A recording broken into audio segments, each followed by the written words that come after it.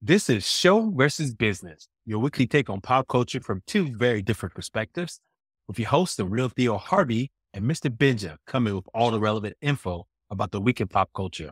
So, Mr. Benja, what are we covering today? What are we covering? We've got 5 awesome hot ones like we always do for you. Sometimes 4, but you'll have to find the podcast where we only did 4. Anyway, we've got 5 stories. The first one, the football money stream broken. And what we're talking about is streaming is paying out a lot of money to really get football and other sports going on. Is this even feasible? Is there too much of a stranglehold in the old business model? What are these companies going to do? How are they going to make it happen? Are you ready for some football? Also, you know about the going viral and everything. Well, you could have gone viral, but TikTok is probably cheating you because they're picking players. They have a little button that they push. Somebody goes viral, and it's not you. Find out more about that. Also, we've got an AI integrated Microsoft Office coming. You know, Microsoft Office is big. You go to any kind of company, and they've got Microsoft Office installed. They're about to charge $30 a month for AI integration. Is anybody going to pay for this?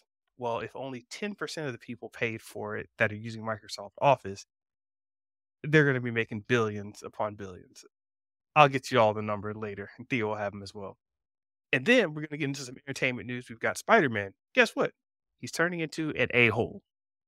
Yes, an a hole. There's a Craven story mixed up in this, and it's going weird in the comics, but this could be hinting at what is coming in the future, maybe for the movies and definitely for the video games. So check back on that. And finally, we're gonna have the Thanksgiving horror movie. What? Finally, it's happening. Eli Roth, Quentin Tarantino, weird stuff is happening. We'll link all those together. Quentin Tarantino's not making it, but we'll let you in on the details. Anybody who was around 17 years ago to see the Grindhouse films knows what we're talking about.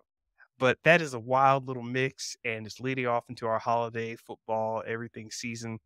Theo, how do those stories sound to you? Man, let's get into it, man. I'm so excited. But before we get into all that, man, I like to tell a story at the beginning. Mr. Benja, What's going on? you know, we both, from Florida. I lived in Florida. I left, came back. You grew up in Florida. Man, you every year around this time, there is something that we always prepare for. But if you're a true Floridian, you don't give a damn about. And you know what that is, Mr. Benja? Well, you said That don't is give a damn about, so it can't be football. that are hurricanes, man. Those Oh hurricanes yeah, that yeah. come through Florida. Man, we just went through one recently here in Tampa, St. Pete, that just came through. Dahlia, I think it was called. It had some flooding. Now we have another one, Lee, that's coming. And it's just interesting, man. So I kind of want to give you a sense of what's happening here in Florida, man. It's a mess because of possibly climate change. We're seeing massive amount of hurricanes coming, hitting us every year. Insurances are doing something very interesting, man. And this is that they this is, the canary in the coal mine for what's going to happen for the future because things are changing so fast.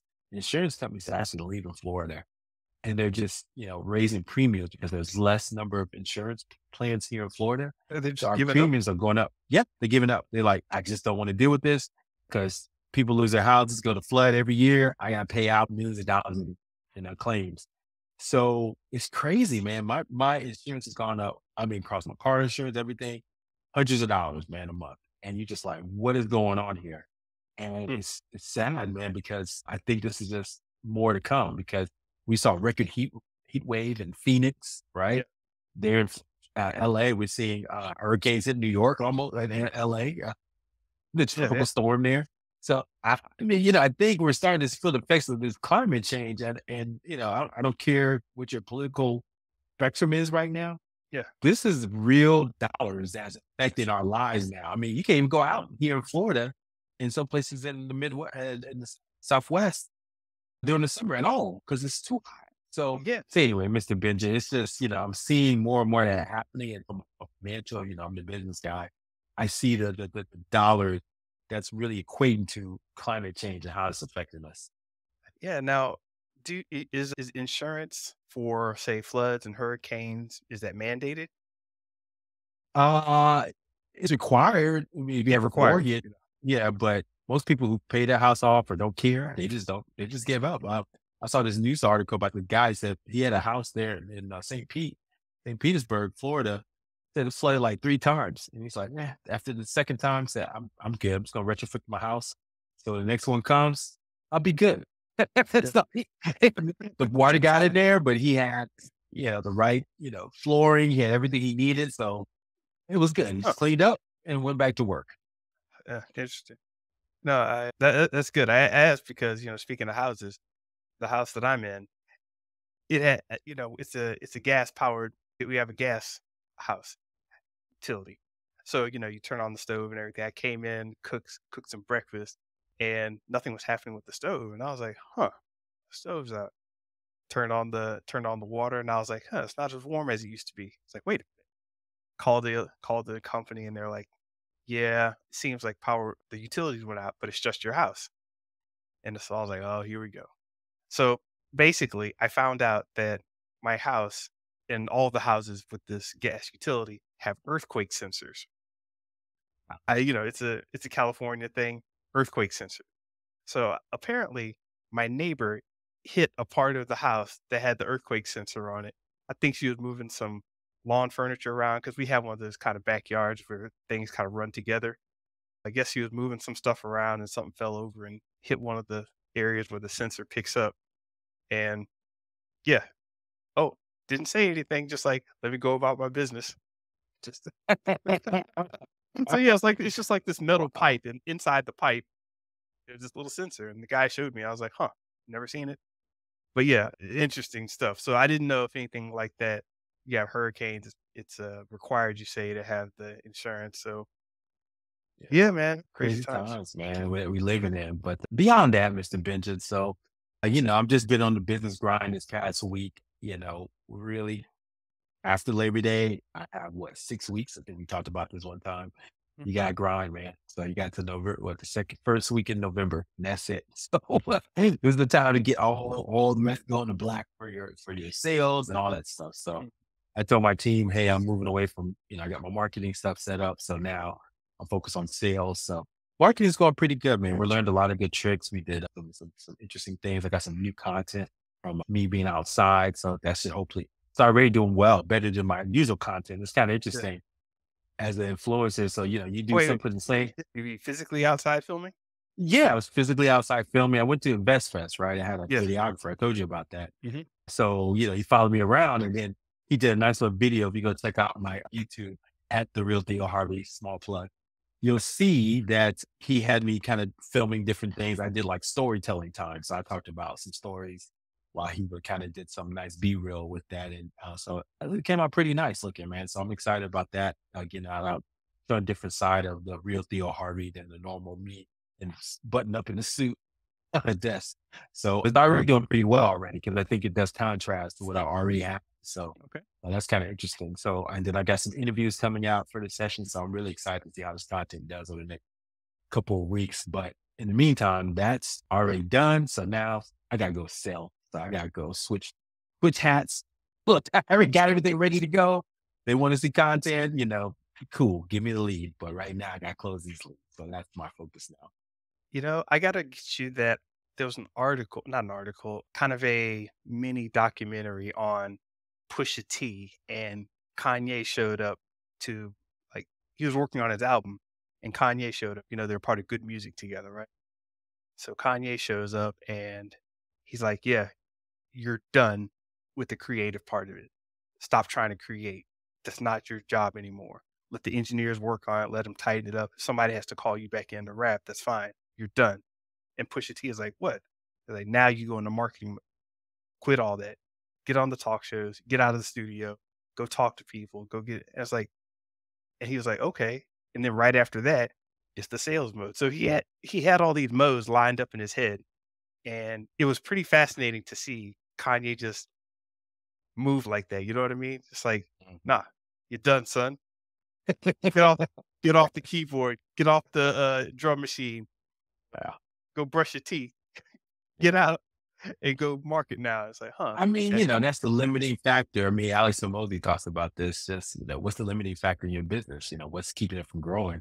You set it up.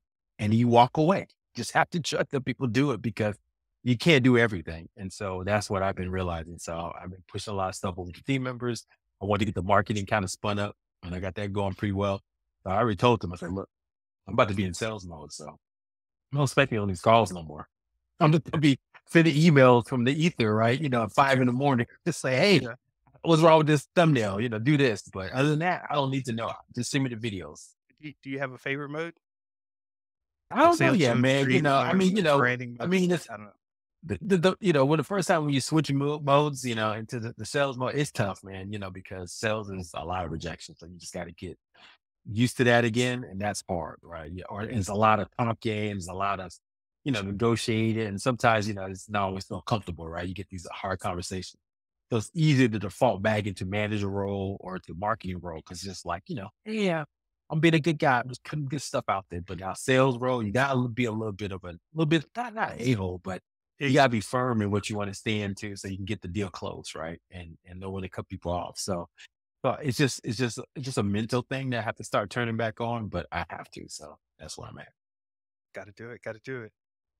Alright, so yeah, you're on your business grind, man. I've actually gosh, in order to make my grind work, I had to go kind of on an anti-grind. I just have Okay.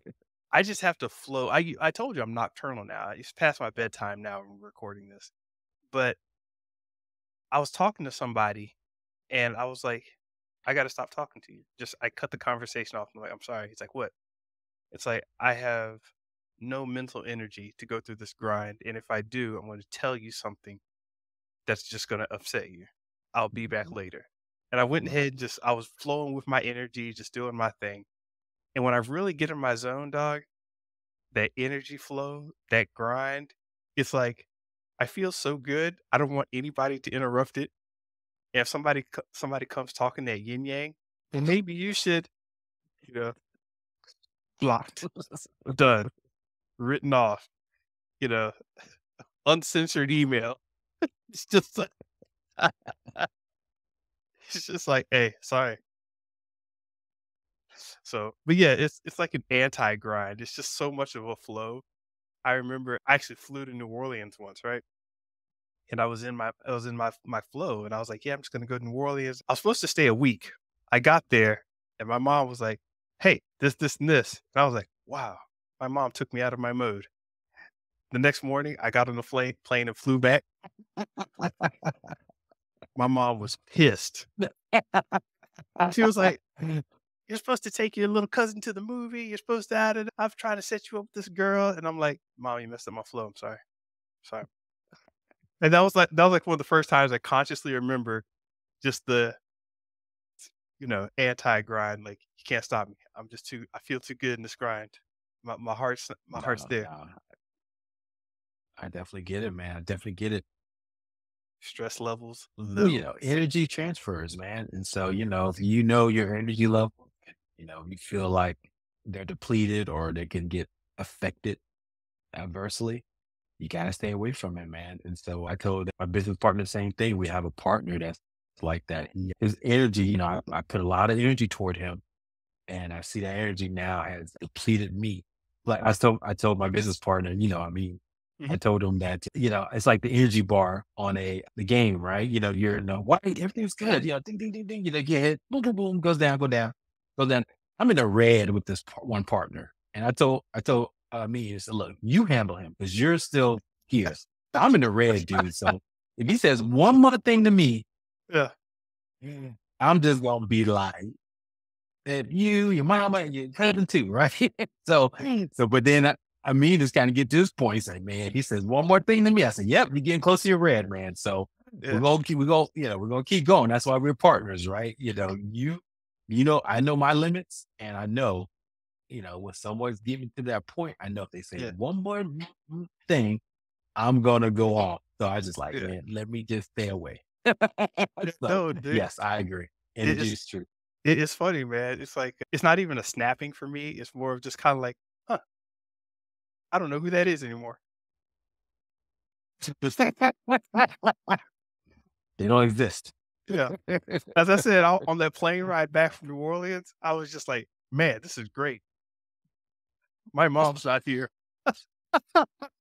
And I love my mom to death, rest her soul, but it was just I like, know, wow. man. I get it. I get it. Well, at the end of the day, parents, people that love you the most, they know your buttons and and they know ways to kind of manipulate you. So you do kind of recognize as you get older, you're like, "Oh, I mean, I love my mom, but she knows what to say to me to get me to do stuff. Yeah. And I don't want to do that right now. So I know. So yeah, don't feel guilty. Oh, No, no. man, good No, stuff. trust me, I I love it. don't. It was the beginning of my feeling great about being an a-hole. No, I mean, I'm talking feeling great about it. Just like, man, if you are not here, you're gonna get left at the bus stop. I am sorry. It's like, "Why'd the bus leave me?" I'm like, "Hey, energy bus is moving, son." There's a book on that too. There's a book on that energy bus. So we'll No, you discuss told it me one that. That time. was the plug. But yeah, Anyway, man. real quick, One Piece actually got me thinking about that because the main character, Monkey D. Luffy, his unassailable optimism is what got me tapped into that show. And if you really start going deep into what they're trying to say with the different characters and being optimistic and people having different types of dreams, all of the characters have different dreams and how they play out. It's a whole psychological thing. This is one of the reasons why it's lasted for this many episodes because they explore this thing of dreams and you know, how your adversaries affect your dreams and, how your friends affect your Mhm. dreams and all this. There's a lot to it actually.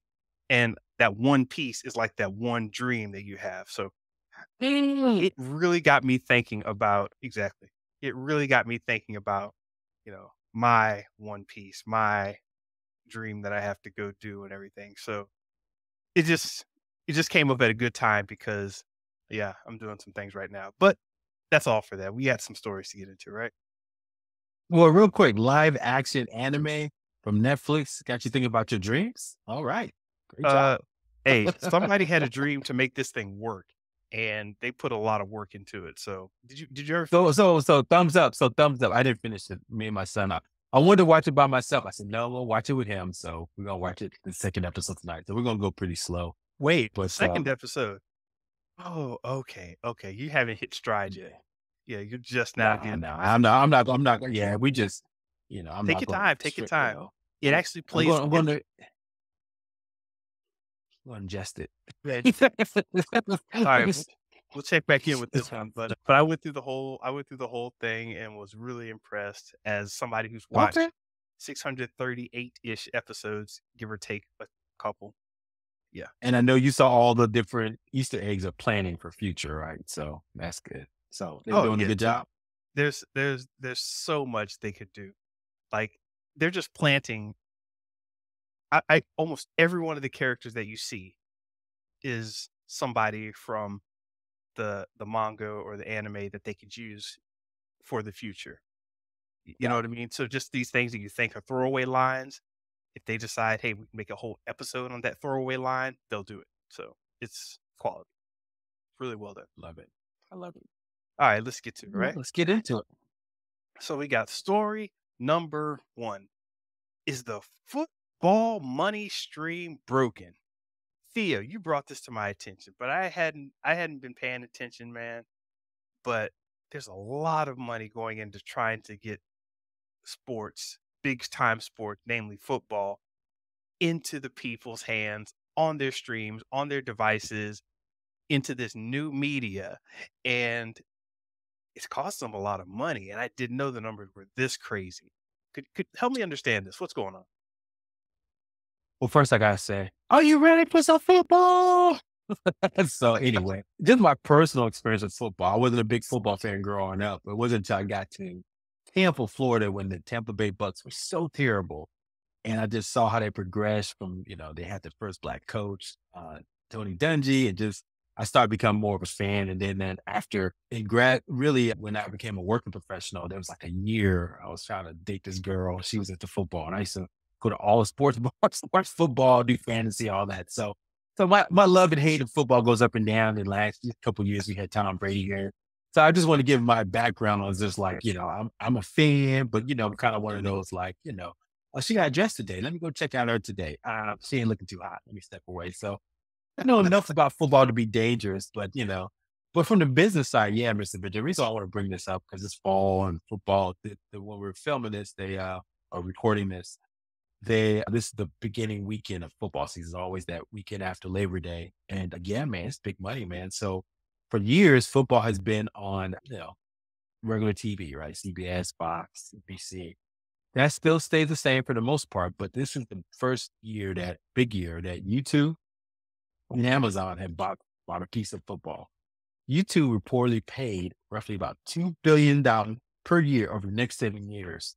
So now with their YouTube Premium, which you highlighted to me, in addition to that, you pay extra money and you can get Direct TV. Direct TV used to be the guideline what you watch. That means you can watch every football, season, Yeah. every team, every game. Direct TV now is on YouTube and it costs a lot of money. There is since the estimates that it says that to break even, that YouTube needs to get 4.5 million people to sign up for NFL Sunday Ticket to even just break even. But you think Google cares about that at the end of the day? Hell no. It's Oh a no, I salami mean, here for them. you have to put in the money to make the name known and become associated with YouTube, right? Exactly. So I don't think they care about the loss. This is a loss leader for them, basically.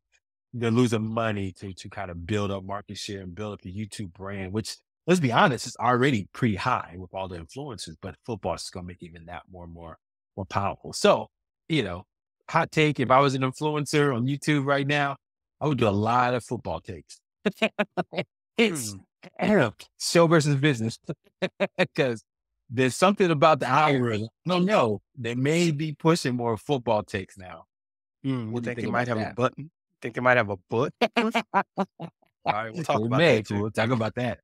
We'll talk about that. So anyway, and then also I want to talk about Amazon. We talked about this previously, but they bought Thursday Night Football for 11 seasons, $11 billion, basically $1 billion a year. And they're going to do something interesting with their Thursday night game. They're going to have a Friday night game for Black Friday. We talked about this, where basically you're on Amazon, you're watching football, it's Black Friday sales. Why you gotta leave the couch? You might as well just buy stuff on Black Friday in between plays of Kansas City Chiefs versus the Lions. Mhm. Perfect synergy. Awesome idea. So I want to know what the sales are going to be for that game for Amazon. And that's going to be, because we talked about this, the synergy between streaming services and Yeah.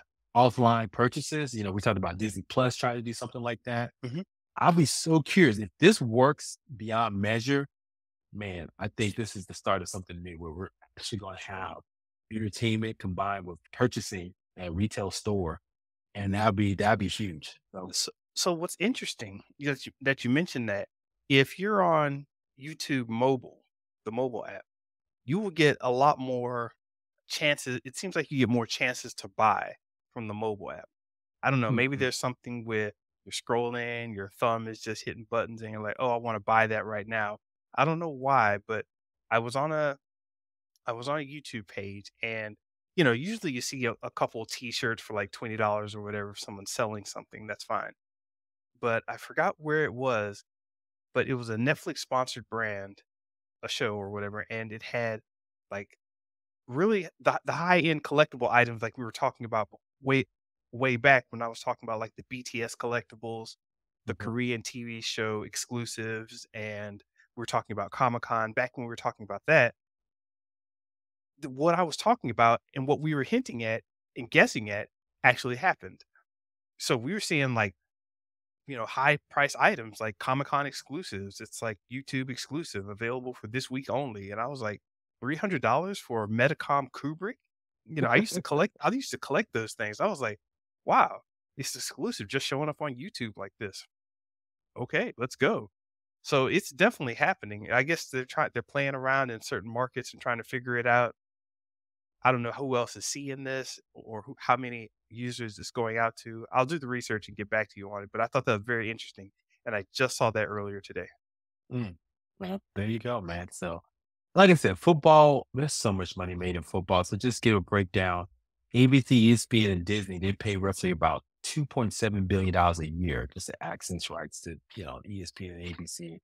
YouTube, we talked about them. They spend $2 billion at Google, $2 billion a year. The NFL network, I mean, I don't 1.3 billion. Sure. That's owned by the NFL. So we'll see what that looks like.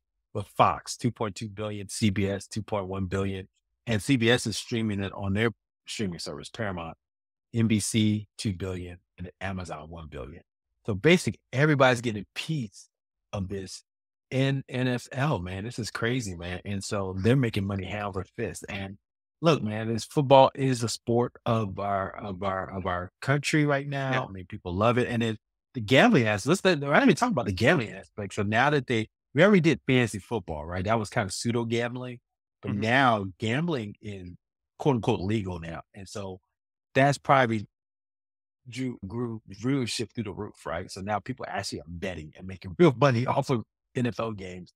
So it's crazy, and they're already getting players suspended for gambling. Because if you, and, so I don't know, it messes up the integrity. So what if you're a ref, right, for a game? Yeah. Could you make more money if you throw the game a little bit betting on the side versus actually doing the game up right? So I'm sure they got all kinds of guardrails to prevent that, but man, this is America, dude. This is America. Man, people gonna Yeah. make their money. Did I ever tell you about the friend I had who got run out of San Diego for starting a radio show? What? Yeah. This dude was pioneering. He was one of those young pioneering type of guys, right? And you ever sit around and start to wonder, hey, what if we combine this, this, and this? That'd be great. And you're like, yeah, that does sound great. I wonder why no one has done it yet. Well, he basically started this thing called it was a point shavers. That was the brand Point Shavers. I don't even know if it's still online. I hope I'm not throwing him under the bus by even mentioning that. But it was about point shaving, and that was the name of the show on the radio. Thing is, it was recorded in a strip club that was like across right next door to a sports bar, and a lot of people in the sports industry would frequent this place. It wasn't too far from the airport, strip club, sports bar. We're in San Diego, so they had the football team down there, the Chargers and everything. And went back when they were in San Diego, and it was this whole thing where you got a stripper on, and she's talking about what's going on with these sports guys. Like, yeah, he did this, this, and that, blah, blah, blah. You know, and they were gambling and blah, blah, blah. And I was like, wait, what? It was just this terribly fascinating show, got put on the radio, got a bunch of views, then suddenly it was off the radio. Yeah. There was no cursing or anything, but it was just kind of edgy stuff. Anyway, got ran out of San Diego. It got shut down, and I don't even know if the strip club is there anymore. But it was this whole miniature scandal. Yeah, that's a whole business and interesting world. Yeah, sportsman, money, sex. I mean, look, man, there's so many stories. I mean, we can write volumes on it, man. So, I mean, there was a strip club down in Atlanta, Scores, that, they would have all the NFL, NBA players show up, and there was a lot of controversy around that. So, yeah, man, it's, sports, sex, and money. And that's pretty much America in a nutshell. So, so there you go. We love it. Yeah, and no, I cannot find any trace of it on the web now. It's gone. Comedy. It's gone. Yeah, pretty much. Speaking of gone, that story is gone. Story number two. Hey, I know you've been working hard on all your videos, your shorts, your podcast, and you could have gone viral on TikTok, but What? you probably didn't because they cheated you. Because they have a button and they push the button whenever they want somebody to get hot. They push the button whenever they want somebody to go viral. They push that button and they make somebody their industry plant. Theo, we knew this was happening, but now we know it's happening. What's going on? Man, these stories come up every so often. It's almost like, Santa Claus ain't real. But we knew that, It's like, remember the story about Apple? We knew they were messing around with your battery, if you didn't get a new iPhone. And they finally proved it, right? But it's just like stuff we just know. We know, I think this is the canary in the coal mine too for all social media platforms. We know that the social media platforms can make whoever they want to go viral. We talked about this when we discussed somebody that you may have heard about that could be potentially planned. So TikTok they finally proved it. So TikTok has this powerful For You page, is the personalized feed ranked by an algorithm that predicts your interest based on your behavior in the app. Well, little did you know, there's a little button internally that they can push to make any content just pop up on your feed and your For You algorithm. This button has now only been pushed by TikTok to help with some of their business partnerships. TikTok's trying to do more advertising, so they're trying to get more bigger corporations to kind of advertise on the platform. Yeah. Amazingly, for instance, Chick-fil-A, you got Chick-fil-A. Now Chick-fil-A is showing up in my feed all of a sudden, right? Right before TikTok signs a multi-year, multi-million-dollar contract. Yeah. What happened? But they were saying that internal employees and contractors got access to this little button, and mysteriously their spouses, shoe fetish shop had 1 million views on it, right? All of a sudden. So it's like whoever has access to the button, man, it's like that, you remember that easy button from Staples? Yep. That's what it is, man. This is crazy, Mr. Benja. So does that make you more or less trustful of the algorithms within social media platforms? Oh man, you can't trust these jokers anyway. So this is just like validation that I mean, you've got they've literally got their finger on the pulse when they can just go type in, "Oh, well, we don't like this," and all of a sudden that goes down and something else goes up. It's it's classic. I mean, think about this. There are 34 million TikTok videos made every day, Mm, assuming they're only 6 seconds long, and they're much longer than that. If they were only 6 seconds long, that would be 6.5 years worth of content created every day on TikTok. mm. 6.5 years of content every day goes up on TikTok. That's how much time we're talking about at minimum, at a not even minimum, at a fraction of what it probably is, because there's a lot of dumb stuff on TikTok where people are just, pointing their camera at themselves for 20 minutes and just farting for 20 minutes straight. So that that phenomenal number is power. And they can immediately say, "Hey, you, we're gonna throw you some crumbs and we're gonna put you up in the number ranking system a little bit. We're gonna move you a little higher, get that person a little hype." In fact, maybe it's not just you they hype up a little bit. They hype up you and your 4 friends that you're linked onto. So all of a sudden, all of y'all are excited about TikTok. Y'all go tell more people. Y'all are all pushing the same message. And if you're the Chinese government, what message do you want to push to America? What message do you want to push to Russia? What message do you want to push to everybody in BRICS? It can get crazy. That's all I'm saying. No conspiracies here. Yeah, no conspiracy here.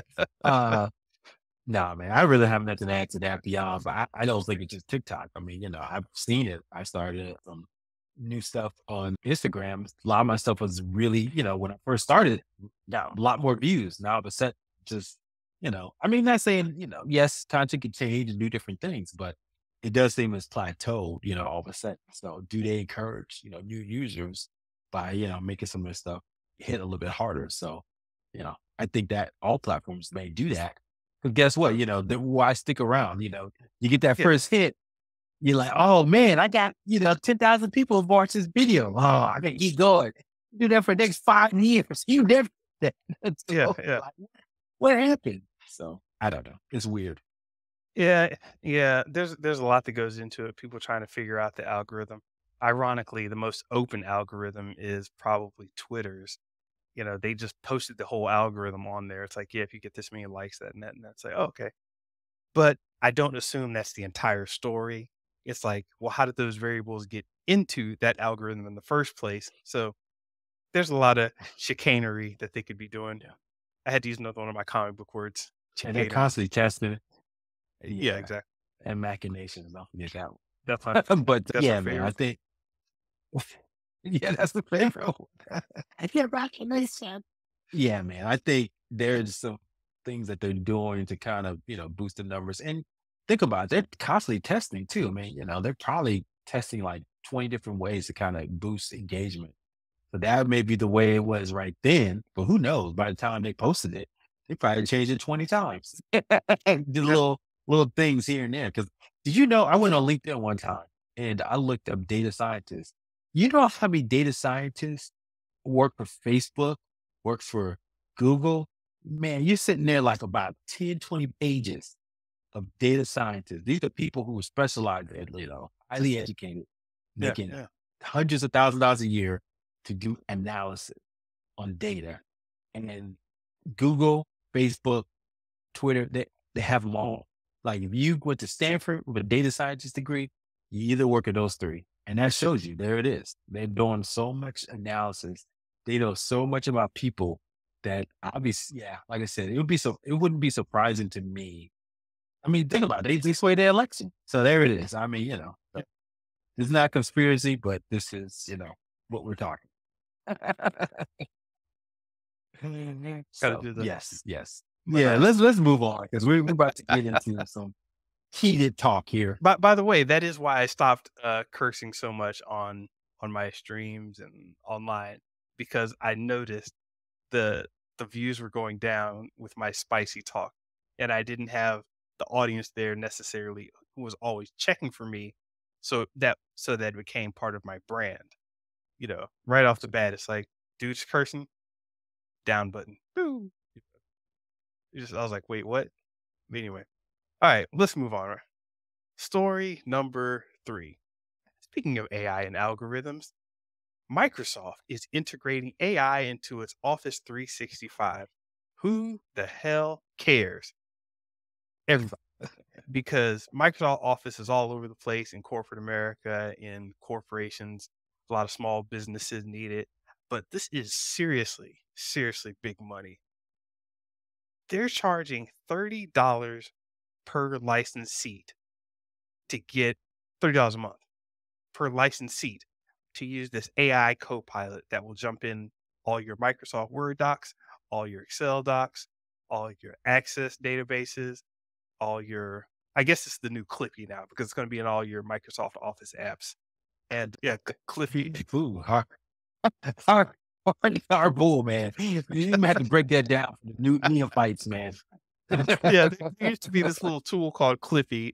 You'd open up Microsoft Word, and it was on by default. You couldn't opt in for an installation without Clippy. So you turned on Microsoft Word or something, and this little paper clip with eyes would show up and be like, "Hey, what's up? How you doing? Click here to," and you're like, "Look, man, if you don't get the hell off my screen." And yeah, look up Clippy videos. Dude was hilarious. Um, he wasn't hilarious at the time because we hated him. But yeah, it appears that he's back, kind of. Not him, but his brain is back. The idea. He's back at the board. He's back at the board. You're at the board. Yeah. So, I mean, if only 10% of the users signed on to this program, and you're talking about major corporations like, Oracle, your Googles, your Facebooks, your Metas, your Nvidias, all these companies that run off Microsoft Office, if only 10% of them want to try this out, you're adding 14 billion in annual revenue if only 10% tried it out. So it's huge, and it's actually kind of fascinating. I mean, the money and got me into the story, but it's actually kind of fascinating what they're doing with the actual technology. Have you heard any of this, or you use Office at all? I don't even know. I used to, corporate America, right? I worked Oh at yeah, Cisco Systems for almost 20 years. And so I'm very familiar with Microsoft and Excel and all that and Word. So yeah, I get it, man. I think corporations are going to eat this up because, they already have license agreements with them. I mean, matter of fact, Cisco Systems, who I used to work for, a networking company, it had some of the software embedded in some of our virtual servers. So, it just came embedded with Microsoft Office, right? Because that's what everybody uses. I mean, I have a license on my computer here, so I'm so used to using Excel and stuff. I used to use PowerPoint a lot more. I've gotten away from PowerPoint. I've been kind of getting into, Google Sheets and then really Canva lately. I like Canva to kind of make my PowerPoints now a little bit easier. But yeah, I was there for decades, man. When the Microsoft uses, so definitely I could see this being huge for, Microsoft. But I will say this, OpenAI, the competitor, right? Well, not really a competitor, but they're kind of like Microsoft Copilot. Is that built on OpenAI? Is that correct? is it built on it? I don't know. It's got its own.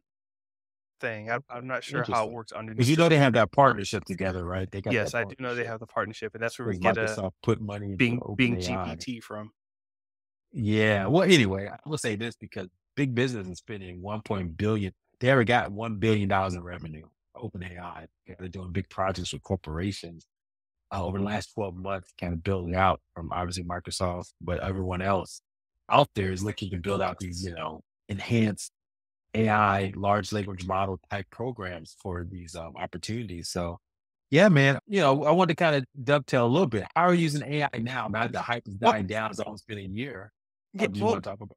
yeah, no, well, I'll definitely get into that, but really quickly, I just want you to this didn't seem to make sense to me in the beginning. It's like, why would you spit out $30 a month, just to add AI into Microsoft Office until I got to understanding how integrated it was. Like, there's two parts of it apparently. You have the automated part where it's just kind of really integrated into the system, and then you have like this AI assistant on the side that's working.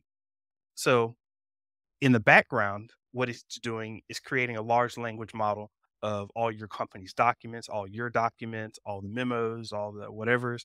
So let's say um, you've been building sales reports for the past 10 years. The ones from 10 years ago aren't going to be as advanced and fleshed out as the one from last year.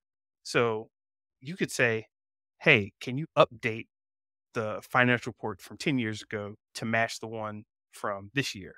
And it'll go back in and say, hey, we tried to update it. We're missing this and this data. Could you provide us with this? We saw this spreadsheet over here and we're not sure if we should pull that information in. It's like, oh, wow. It's just got all these crazy ways. I'm on the Microsoft website right now. It's just got all these crazy ways to, as they say, reinvent productivity for everyone, where you can just ask it like, Yeah. hey, draft me a 2-page project proposal based on this document and this spreadsheet. Hey, make me a PowerPoint presentation based on this set of documents that we created last week, and make it so it's in five. It can be spoken out in 5 minutes. Create a 5-slide presentation, consolidate this presentation into a summary, send an email out through Outlook that does X, Y, and Z. It's like, and what's funny is they're really pushing this towards smaller businesses where it's like, hey, you don't have all this time to get secretaries, you don't have all this time for, assistants and all this. Just let Copilot run all that.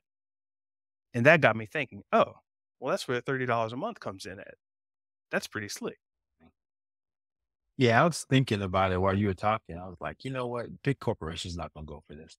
I thought like a Cisco Mm, system because of what you just said. The large language model is taking all your data and kind of categorizing it at the same time learning, right? And so you don't have access to that algorithm. You don't know what it's learning about your corporation and what it's going to be used mm, for. mm.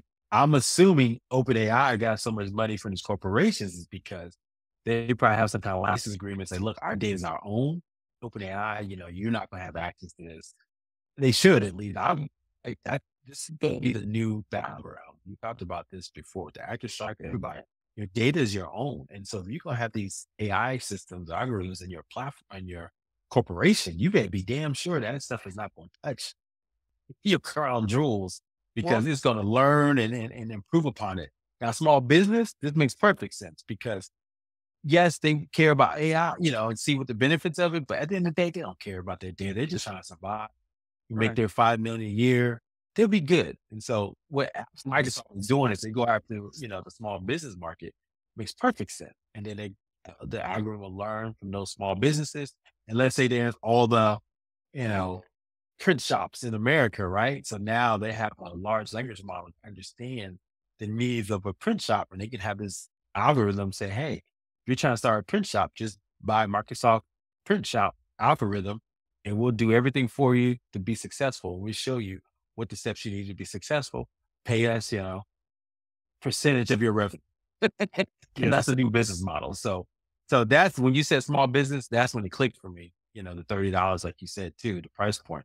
Because corporations, man, yeah, I don't think they're gonna go for that. I mean, I wonder if it's going to be a matter of when the small guys start trying it out and they see the leaps and bounds that these small guys are doing, that maybe they might get with it or maybe not. But I mean, we're talking about an unprecedented level of business control Yeah. being given over to another system that may or may not be better than what you can do. I mean, it's like it's just I'm looking at this list of examples and I'm just kind of mind blown. And so, Well, uh, let's talk about, we're small, relatively small guy. I mean, how are you using AI now? I mean, I'll just tell my story. It's good for writing emails. It's good for checking spelling and grammar. yeah, I haven't got to the point where it's, looking at spreadsheets for me yet, but yeah, that's pretty much all I use it for right now. I mean, and then internally we're doing some interesting thing of how we communicate to our patients, leveraging AI to create the messaging. But, that's pretty much it, man. I mean, yeah. What about you? I've been using it to help write, and it's been helping me write a lot faster. So I have a paper based process where I scribble some notes down, and then I go back and rewrite the notes, and then I put that into written form. I mean, digital form, and then I print it out and look at it. So what I do now is I write that initial rough draft just on a small little notepad like this. It's all just because if I run out of like 11 or so lines, then I'm gone too long. But anyway, I throw that down and then I set up with a series of prompts like, hey, I need this, this, this, and here's my current set of bullet points and thoughts that I have. Based on that, how would you structure this? And it gives me some BS data. And then I'm like, okay, good start. I like what you did here. Didn't like what you did there. Now, how would you update? And I do this iteration like 6 or 7 times. And either it tells me something I want, or if it doesn't, then I go back to the drawing board and say, okay, something's not flowing here. I need to fix this. But if it finds some connections, then I'm like, okay. So it just really helps out in terms of basically throwing my idea out, seeing what other smart people might have said on the internet. Because, if you use, as I said, Bing GPT, it gives you little references like where it got that from. So it throws me articles. Basically, a help for writing. I'm starting to use it more for art ideas. I'm figuring out how to integrate my art. Like I'll do some sketches and feed it to a program and it'll give me variations on those sketches. And I'm like, okay, that's interesting. So yeah, a lot of stuff like that. In fact, I may actually have to start paying for like 2 or 3 services now because I've been getting by on the free stuff, and now I'm just like, okay, I need to crack my knuckles and get dirty with this. Okay. No, like I said, same writing, for the most part, but yeah. And just some, I haven't used some more advanced things to kind of give me some different ideas yet, but we'll see. So anyway, that's what's going on in the AI world, man. Nice. And we'll keep coming back to that as we always do. But for now, story number 4: Spider-Man is an a-hole. Uh, What? yes. Apparently, the comic books are always doing something kind of weird and wacky and wild, but this one actually has a little bit of credence. And I want you to set up the story for this, and then I'll come back with the little extra bit that I'm thinking of. Yeah, well, look, comic books are notorious for this, switching up the status quo every now and then, but we all know it's going to go back to reality that we know. But like, for instance, they killed off Superman, they brought him back, they killed off Wolverine, brought him back. Actually, this is the second time something like this has happened to Spider-Man. I don't know if you know, a couple years back, great storyline. Peter Parker had in essence died, and this is the weirdest thing ever. Doc Ock took over his body, and so Doc Good Ock lord. was Peter Parker. Yeah, his the consciousness of Doctor Octopus was basically inside of Peter Parker, and it made a fascinating character study because, like, Doc Ock was like, you have all these abilities and this intelligence, and you do nothing with it. So Doc Ock basically created an empire and created all these tools. He was proactive in fighting crime as opposed to waiting for something to happen. It's like, man, so it was, I forgot the writer. He was Dan Slott. So I love stuff like that. Just put a Yeah. little twist. Spider-Man was not always reactive. What if he's proactive, right? What if he did this? So anyway, so they've done stuff like this before, but like this another kind of thing that they're doing. I mean, sure, man, make him a bad guy. I think they kind of framed it around like Craven's Last Hunt. I don't know if you ever read that storyline or heard about it, but No. that's when Craven went crazy and was going to kill, he was going to go after Spider-Man. Craven the Hunter is one of Spider-Man Rose Gallery. He's a hunter. He hunts. They're actually going to have a movie about him coming out next year. He went crazy and basically said, to beat Spider-Man, I have to become him. And so he, did all these crazy things, go after Spider-Man. And so now they're flipping the script where Spider-Man is now the hunter because he's evil now and he's going after Craven the hunter. And so, and who cares how Spider-Man became evil? Some mystical stuff, but sure. I guess that's the take. Comic books like flip the status quo, do things differently. And I kind of dig it because it's almost like that Elseworlds or what if type premise, just what if the world was twisted a little bit and gives you, an interesting take on that because the characters are archetypes now, but what if they were this person or that person? I always like those kind of Are perspectives. the comics heating up now because of the writer's strike? Oh, good point. Man, I don't know. I mean, I've been tempted to go back and get caught. Every now and then I go back in, I get caught up. That's how I kind of found out about what's going on with the X-Men and the whole Geneva and the powers of X. I don't know if I think I talked about that a year ago or so on the podcast. I fell off, bro. Yeah, I'm it doing was my cool though. anime now. Yeah, it was cool though. It was pretty interesting, the concept. But yeah, I fell off too, man. But like the stuff about incursions that we talked about, and I read all that whole storyline, Jonathan Hickman, so I understood that. But yeah, I don't know what's with the comic books anymore. I'm used to this dispatch from the comic book lane, right? But I just don't have the cycles like I used to, man. I used to I can remember a time, even in my 20s when I was first start working. I was like, okay, I'm going to I used to go to comic book stores like every week. And so that I started when I was young, stopped for like decades, then jumped back on in my mid to late 20s, and then kept that going, and then got married and fell off. So they Yeah, I know how it is. I rolled into a comic book store out here, and I came in kind of wide eyed and happy, and I was like, "Hey, comics, cool. What's going on?" And it's like the old guy. Hey guys, what's I was going I on was so- here? I was so out of touch. No, there was a guy older than me uh, behind the counter, and he's like looking at me like, "Son, we got the new releases right here. We got that over there. If you're interested in getting on our email list, sign right here. Don't touch anything." You know, don't I was like, What?" And he had this vibe that's like he's just disgusted of people coming in asking about comics. It was right after Black Panther came out, so you know, Yeah, I think I was so the he's only all black guy about in the folks. city, and I came in looking for comics, and he was Yeah, just how you call you got high Mr. Bitch. He's like, woo, yeah, I'm about to go see what's going on. yeah, exactly. So yeah, Well, he came in. I'm like the same way, man. Real quick, I kind of be honest. When I came to Tampa again, found a comic book store. I used to go regularly. They had pull lists for me and everything. But then the pandemic hit, and I just kind of fell off. And then I went out to LA. My comic book store that I first went to ever. I was right from down the street from my elementary, middle school, and high school in Culver City. And I found it, and they had moved the location. So first it was there like one year. Then the next year they had moved it, but luckily I found it.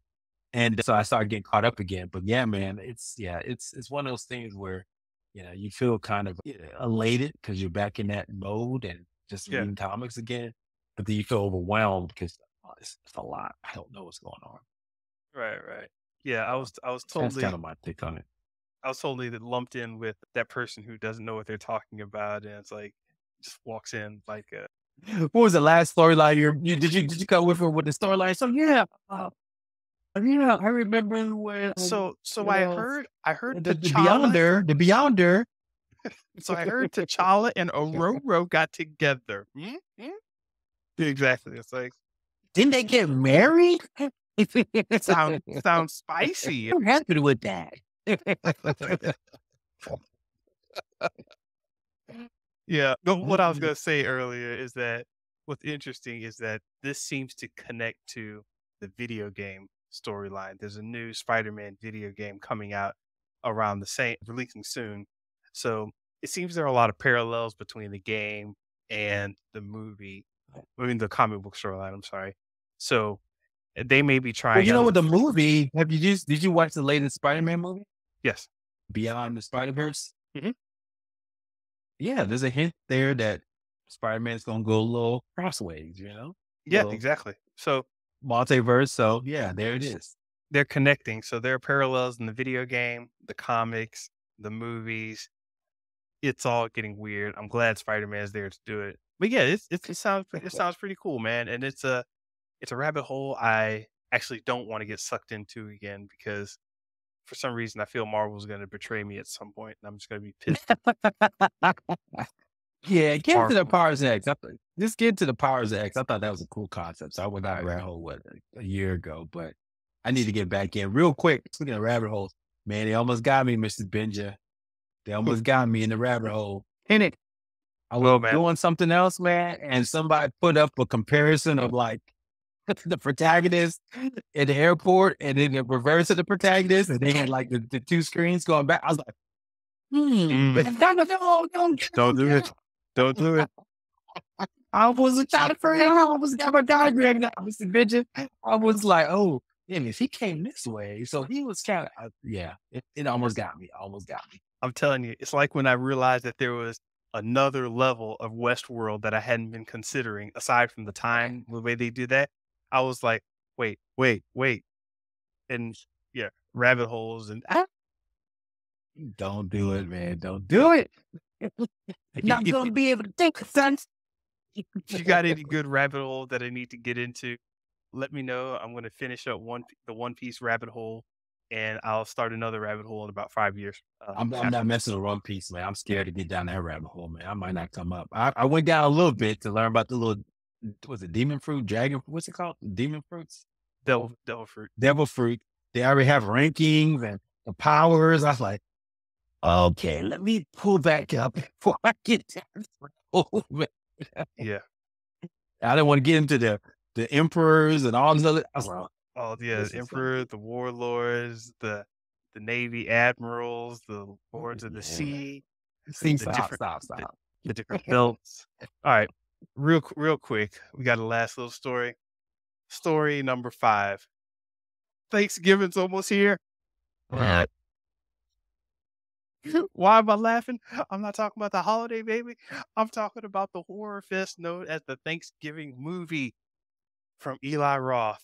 They finally doing it, Theo. Theo, you sent me the trailer, man. That had me cracking up. Yeah, I mean, let's give it briefly. Grindhouse is a movie that came out 17 years ago. It was Eli Roth and Quentin Tarantino. They did this kind of shock style type 70s Grindhouse type horror film. And in the middle of like the first film and the second film, they did like a little kind of trailers. One of the trailers just stood out. It's called Thanksgiving. If you never seen this original trailer, it came out 17 years ago.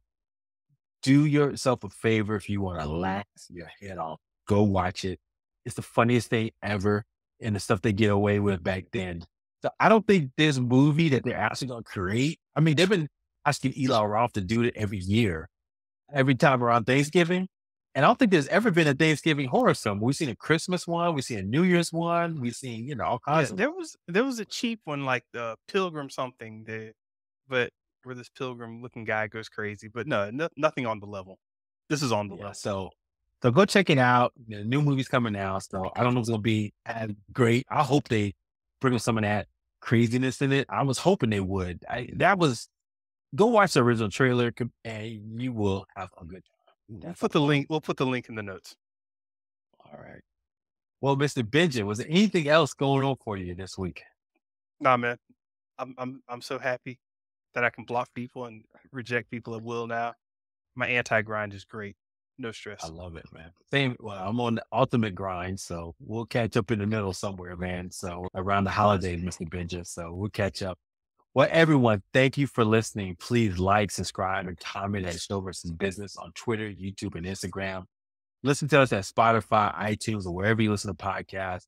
Want to check us out? Go visit our website at Show vs. Business. Mr. Benja, have a great one. Peace.